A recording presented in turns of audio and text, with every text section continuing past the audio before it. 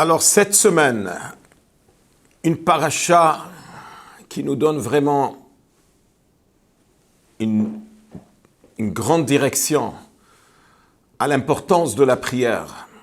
Comment notre prière elle est importante. 515 prières, le chiffre numérique du mot Vaïtranan, Moshe Rabbeinu, il a prié et il a supplié Dieu qui veut rentrer en Israël. Et à la fin, Dieu lui dit, s'il te plaît, pas une prière de plus. Al Tosef. Et les commentaires posent la question, pourquoi Dieu l'a arrêté? Et une des réponses, c'est parce que s'il aurait fait une prière de plus, il aurait rentré en Israël. Et les commentaires, ils disent, parce que Moshe Rabbeinu avait cette puissance, c'est marqué clair dans la Gemara, Masechet Sotah, Taftet, que ce que Moshe Rabbeinu, les œuvres de Moshe sont éternelles. Il était tellement annulé à Dieu qu'il a réussi que ce qu'il fait, ça ne peut pas être détruit.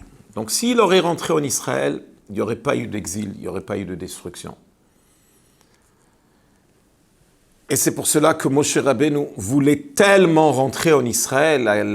L'expression de la Gemara, c'est qu'il voulait, Sheit Kaimo al Yadi, ça veut dire, il savait qu'il va faire rentrer une éternité. Mais malheureusement, on n'était pas encore à ce niveau de passer directement à une délivrance éternelle. Alors quand on voit l'importance de la prière, ça doit nous réveiller notre conscience. Une fois, le rabbi l'a expliqué, il a dit, c'est quoi la différence? Comment on dit en anglais, quand on veut traduire le mot tefillah, on l'appelle prayer. C'est pareil en français. Qu'est-ce que ça veut dire prayer? C'est une demande. Ça veut dire, on a une liste de demandes, on se met, on prie à Dieu, on demande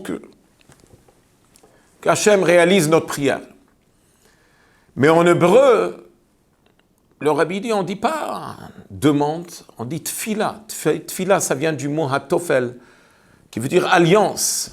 Un juif, il doit savoir que quand il prie à Dieu, c'est un moyen de se connecter avec Dieu. Une connexion profonde, c'est une conversation, c'est un attachement. Hachem, il nous a donné la chance que nous, on peut se connecter avec lui. Ça donne tout à fait un autre regard sur la prière. Que nous, des êtres humains limités à Kadosh Baruch Hu, il nous donne cette chance de s'élever. C'est pour cela qu'il dit dans le Zohar que la prière, c'est une échelle qui est située sur terre, mais elle arrive jusqu'au ciel. Le fameux rêve de Yaakov. Sula mutzav arza verosho magia shamayma. Le fameux chaliard du rabbi à Mumbai, que malheureusement il a été assassiné, lui et sa femme. Il avait l'habitude d'aller et s'assurer que le maximum des Israéliens viennent au Seder de Pessah qu'il organise.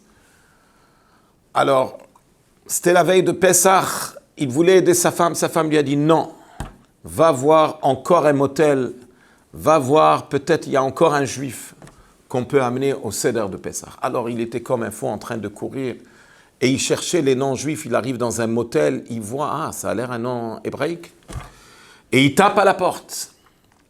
Il tape une fois, il tape une deuxième, on ne répond pas. Bon, il commence à descendre les escaliers, tout d'un coup la porte s'ouvre, et il entend la porte s'ouvrir, il remonte, et un Israélien, il lui demande, qui t'a envoyé ici? Et lui, spontanément, il répond, Dieu m'a envoyé ici.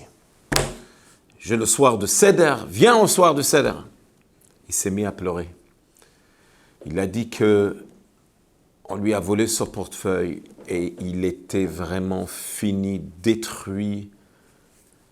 Il rentre dans ce motel et il parle à Dieu. Lui qui est un kibbutznik, qui n'a jamais prié. Il avait une conversation avec Dieu. Il a dit, Dieu, montre-moi que tu existes. je sais que c'est le soir de Seder aujourd'hui, fais quelque chose que je puisse être dans un Seder. Et il ne peut pas croire que sa prière a été répondue. Lui qui a jamais prié, qui ne sait même pas qu'est-ce que ça veut dire la prière. Alors ça peut juste nous motiver, nous encourager, qu'on donne un sens profond à notre prière. Que ça soit pas une prière traditionnelle, je viens à la synagogue parce que mon père, mon grand-père, et des fois on peut passer la prière sans savoir ce qu'on a dit. Donner plus de vie, plus de chaleur, plus de chayout. Et que Akadosh Baruch Hu écoute notre prière, que notre prière soit plus sincère quand on demande à Dieu pour la Géoula. Et il ne faut pas rater ces grands moments de ce 15 Av, que le Rabbi avait l'habitude de faire un Fabringen le 15 Av. Ça tombe ce jeudi soir et vendredi, que c'est une très très forte journée où la lumière de Mashiach elle brille dans cette journée. C'est pour cela que c'est marqué à la fin de Masechet Ta'anit, Lo hayu yamim tovim le Israël ke chamisha asar be'av. Il n'y avait pas de si grandes fêtes chez le juif comme le 15 Av. Et après tous les événements que la Gemara elle raconte, les bons événements, on reste toujours avec la question, mais pourquoi le 15 Av dépasse tous les fêtes? Mais la réponse qui est claire, c'est la chassidoute. Parce que la lune, ça représente le peuple juif. La lune qui diminue de sa lumière et après elle augmente de sa lumière, ça représente le moment qu'il y a des descentes, des épreuves chez le peuple juif. Mais même quand tu descends, c'est pour remonter. Alors même quand la lune a disparu, qui montre sur un moment de destruction, sur un moment d'exil, sur un moment des épreuves graves dans la vie, même quand on descend très bas, c'est pour remonter encore plus fort qu'avant. Donc chaque 15 du mois est important, c'est pour cela que des grandes fêtes juives sont le 15. Mais quel mois il y avait la plus grande descente du peuple juif? C'est le mois de Av, donc c'est la plus grande montée. Le 15 Av représente l'union de Dieu et le peuple juif, le grand mariage, l'arrivée de Mashiach. Et c'est pour cela que c'est un jour propice pour des mariages.